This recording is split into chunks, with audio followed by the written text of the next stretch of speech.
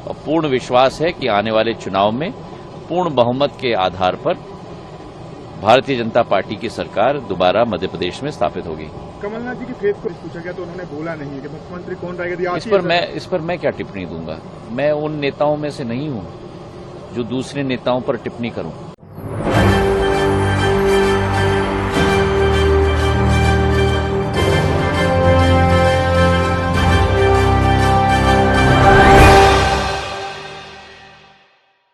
नमस्कार, SPN 9 news देख रहे हैं आप। आपके साथ मैं हूं मानसी जायसवाल।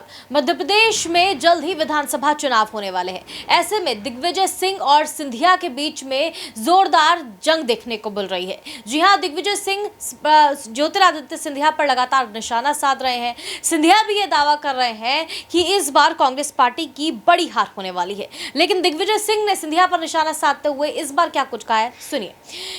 दरअसल कांग्रेस छोड़ने के एक हफ्ते पहले उन्होंने कर्ज माफी पर हमारी सरकार की प्रशंसा की। मिला क्या? एक विभाग जिसके पास ना तो एयरपोर्ट है और ना हवाई जहाज।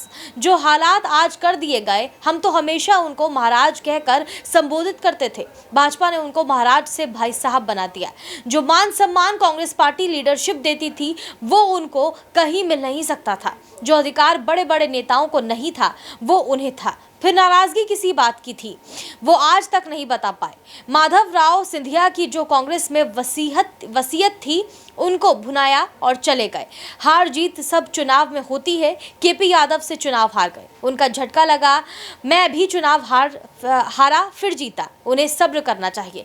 यानी कि दिग्विजय सिंह के यहाँ पर बयान से साफ तौर पर नजर आता है कि ज्योतिरादित्य सिंधिया ने भारतीय जनता पार्टी ज्वाइन करके गलती की। दिग्विजय सिंह कहीं ना कहीं सिंधिया को लेकर के ये बयान देते हुए नजर आ रहे हैं कि अगर वो वापसी कर लेते हैं कांग्रेस पार्टी में तो यहाँ पर उनके लिए बड़ा फायदा नजर आएगा।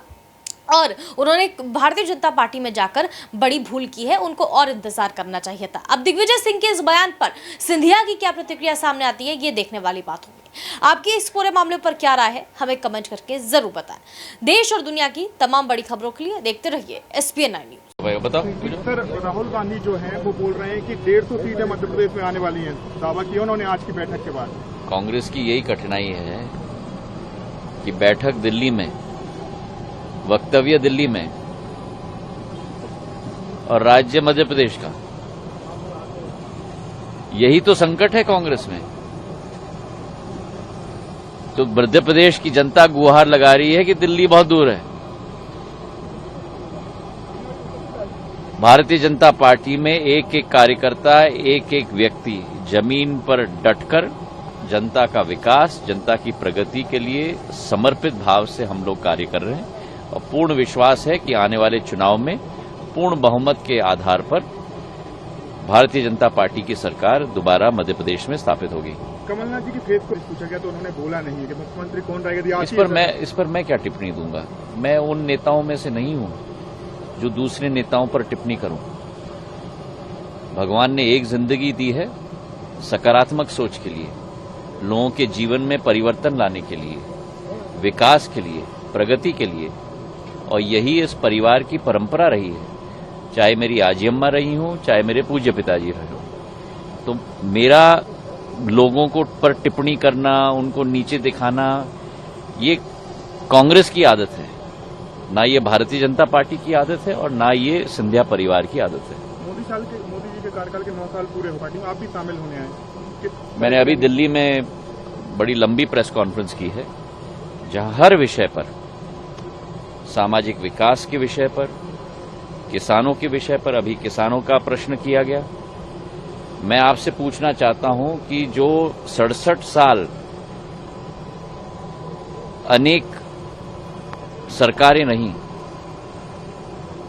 पहली बार देश में किसान के खाते में, जो हमारा सीमांत कृषक है, आज भी देश में 80% हमारे किसान सीमांत कृषक हैं, सीधे सीधे बिचौलियों को काटकर, और मैं शब्द का प्रयोग कर रहा हूं, बिचौलियों को काटकर सीधे सीधे उनके खाते में 6,000 रुपए पहुंचाने का कार्य प्रधानमंत्री जी कर रहे हैं। और उसी की भागीदारी प्रदेश में मुख्यमंत्री शिवराज सिंह जी 4,000 रुपए डालकर 10,000 रुपए एक एक किसान के खाते में डाल रहे हैं। 11 करोड़ किसान लाभान्वित हैं। 2,25,000 करोड़ आज तक किसानों के खातों में पहुंच चुका है।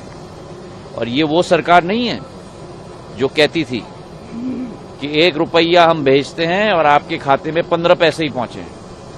इस सरकार के कार्यकाल में, चाहे वो केंद्र हो या प्रदेश हो, जब 1 रुपया का बटन दबाया जाता है तो 1 पूर्ण रुपया खाते में पहुंचता है।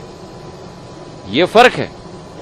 चाहे किसानों की श्रेणी में, अधोसंरचना की श्रेणी में, सामाजिक विकास के क्षेत्र में, शिक्षा में, स्वास्थ्य में नए नए कीर्तिमान स्थापित हुए और इतने कीर्तिमान कि अब भारत विश्व का एजेंडा सेट कर रहा है। चाहे G20 की आप बात करो, जिसकी अध्यक्षता इस साल हम कर रहे हैं, चाहे इंटरनेशनल सोलर अलायंस की बात करो। पहले हम इंतजार करते थे कि विश्व में आविष्कार होगा तब भारत उसका कार्बन कॉपी करेगा। आज ग्रीन हाइड्रोजन के लिए 19,000 करोड़ का बजट का आवंटन केंद्र सरकार के द्वारा किया गया। क्यों? क्योंकि प्रधानमंत्री जी की विचारधारा है कि हम लोगों को वर्ल्ड लीडर बनना चाहिए, वर्ल्ड फॉलोअर नहीं। और इसके आधार पर भारत की विचारधारा, सोच, विश्व पटल पर हमारी पैठ में पूर्ण परिवर्तन आया। ये कोई सामान्य बात नहीं है। जब विश्व नेता प्रधानमंत्री जी से मिलते हैं तो उठकर उनका साधुवाद करते हैं, गले मिलते हैं। अभी ऑस्ट्रेलिया के प्रधानमंत्री ने हमारे प्रधानमंत्री जी के बारे में क्या कहा? तो ये जब प्रधानमंत्री जी के बारे में कहा जाता है तो प्रधानमंत्री के बारे में केवल नहीं कहा जा रहा, ये आज देश की स्थिति के बारे में कहा जा रहा है। ये एक एक देश के वासी के लिए गौरव का विषय है। ये परिवर्तन 9 साल में हम लोग ला पाए प्रधानमंत्री जी के नेतृत्व में। और मुझे पूरा विश्वास है कि मध्य प्रदेश में प्रदेश का एक एक वासी, अभी आप एक प्रश्न कर रहे थे आर्थिक संकट के बारे में, ये आप याद रख लीजिएगा। और आपके द्वारा मैं अपने दर्शकों को भी कहना चाहता हूं, कांग्रेस आएगी तो आर्थिक संकट का ब्यूगल बजाएगी, सबकी योजनाएं बंद करेंगी। एक एक गरीब के लिए जो योजना बनी है उसका समापन होगा। क्यों? क्योंकि कांग्रेस यही कहेगी आर्थिक संकट है, आर्थिक संकट है। 3 साल में शिवराज सिंह जी ने क्या नहीं करके दिखाया, कितनी योजनाओं की शुरुआत की, परिवर्तन प्रदेश में एक एक क्षेत्र में ला रहे हैं। ये कोई छोटी बात है कि 6,000 के साथ 4,000 रुपए मध्य प्रदेश के किसानों के लिए जोड़ा जा रहा है। लाडली बहना के लिए 1,000 रुपए प्रति माह, 12,000 रुपए प्रति वर्ष उनके खाते में 1 करोड़ 10 लाख महिलाओं को पूरे प्रदेश में दिया जा रहा है।